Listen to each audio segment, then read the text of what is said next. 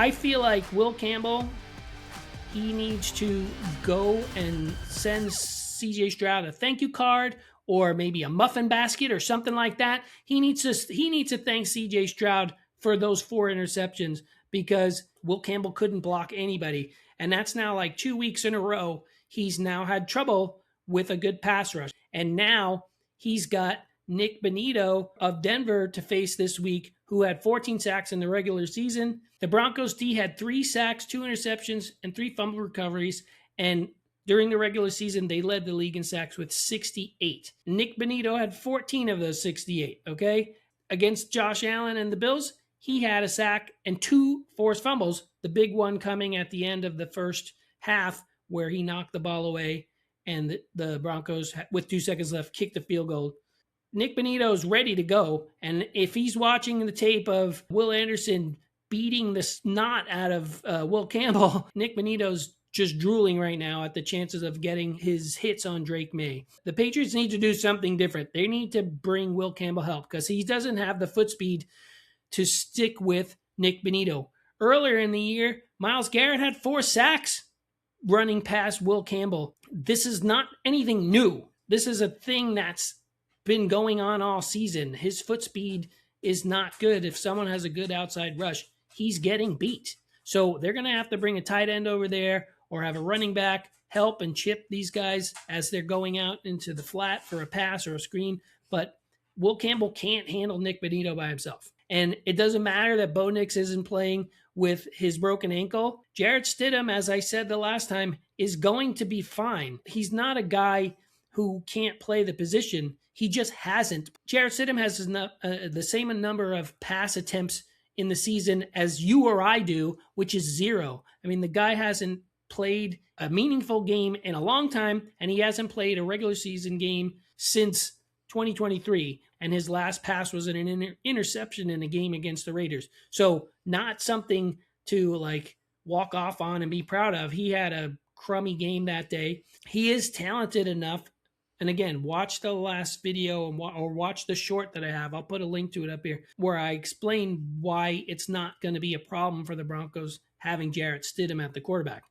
They're going to take the pressure off of him and try to run the ball more so he doesn't have to face the Patriots defense, which has been playing out of their minds the last month. He's going to have a lot of pressure in his face going up against his former team, but I don't see him as such a liability as I initially thought. I think he's going to be fine, especially because of Denver's defense and how unbelievably good it is and how much pressure they can put on a quarterback.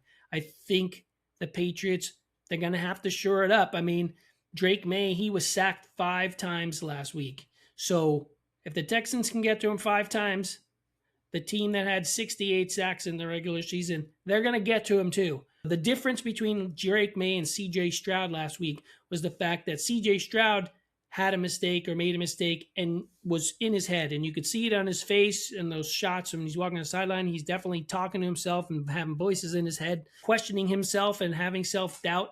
Drake Maye would have a fumble or an interception and just come back and keep playing. I mean, he threw 3 touchdowns. 2 of them were some of the most amazing catches I've ever seen in a football game. Stephon Diggs catching a ball in a tight window, having vice grip hands with defenders smacking at that ball as they went to the ground, and the ball didn't even move one little bit. It was one of the most amazing catches that I've ever seen.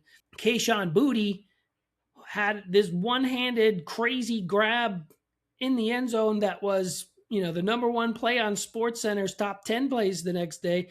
So it was just outrageous. So Drake Maye didn't let those turnovers affect his play. He still threw the ball into tight windows, and he threw the ball in a place that only his receiver could get it. That kind of confidence and that kind of like cool play is what CJ Stroud has been missing the last several weeks, and why the Texans are not playing this week in Denver.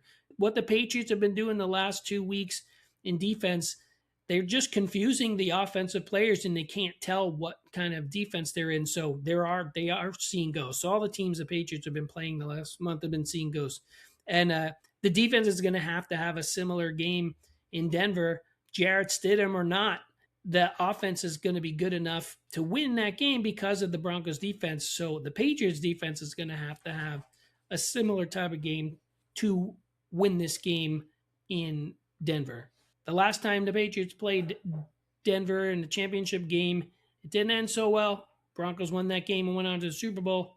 So I don't have like a confident memory of the Patriots beating Denver in Denver. I'm nervous, as I was with the Texans, because of the Broncos defense. Sean Payton is going to devise something to keep Jarrett Stidham in a good position.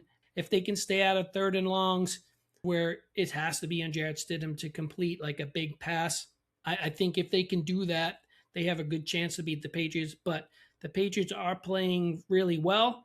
Their offense, not so much. I mean, Drake Maye in these 2 playoff games, his completion percentage was like 73% in the regular season and is now like 58%, I believe. I may be off on that 58%, but it's not. It's definitely a drop.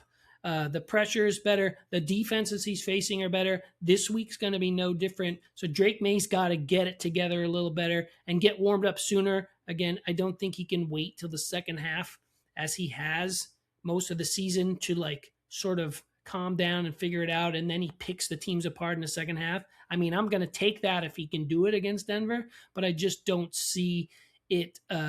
They can't keep surviving on that playbook, much the way Chicago spent so many games this year coming back in the last minute, having to win these games at the end in overtime. And they ran out of luck this week against the Rams. The Patriots are kind of relying on that kind of second half luck.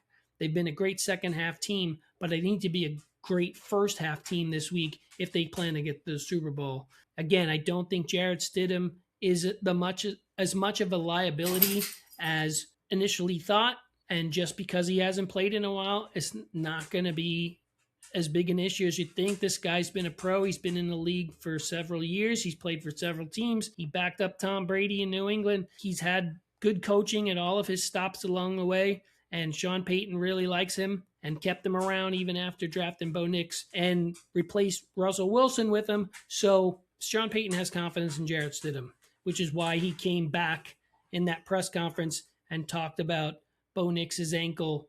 He wanted to get the message out to his team before they started practicing this week, basically saying, I believe in Jarrett Stidham and so should you, which is why I think he had that press conference instead of waiting so his team could get their minds right and forget about that nonsense and just have a good week of practice. So we'll see.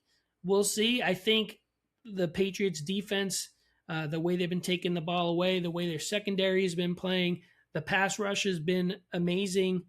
The Patriots, I think, should win this game. I think it's going to be a closer game than you think. I'd be surprised, actually, if it was like a blowout, just because it's in Denver and, teams coming into Denver, the altitude always affects them.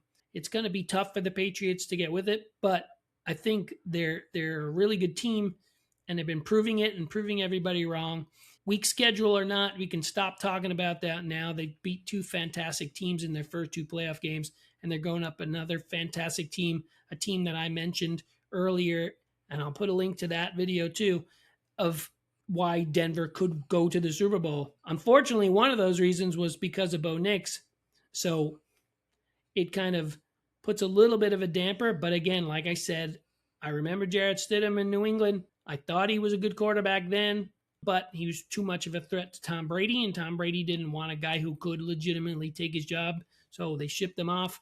And, his career hasn't panned out to what it was, but he has his opportunities. He's a professional. Sean Payton likes him. Their offense is going to be fine. The Patriots defense is going to have to step up to win that game.